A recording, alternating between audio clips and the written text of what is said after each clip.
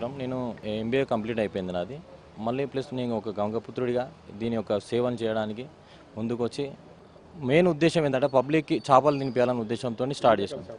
ప్రస్తుతానికైతే నేను పబ్లిక్ 230 రకాల చేపలు మినిమం ఎక్కువ దాటిపోవచ్చు అన్ని రకాల చేపలు తినిపించిన.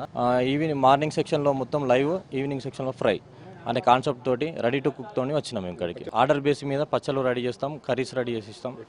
యూకేవిఎస్ కూడా వెళ్తాయి సార్, మా కస్టమర్స్ కూడా తీసుకెళ్తా ఉంటారు ఇక్కడ నుంచి ప్యాకింగ్. ఎర్లీ మార్నింగ్ వస్తాయండి, డైలీ ఫుల్ ఫ్రెష్గా వస్తాయి ఎర్లీ మార్నింగే.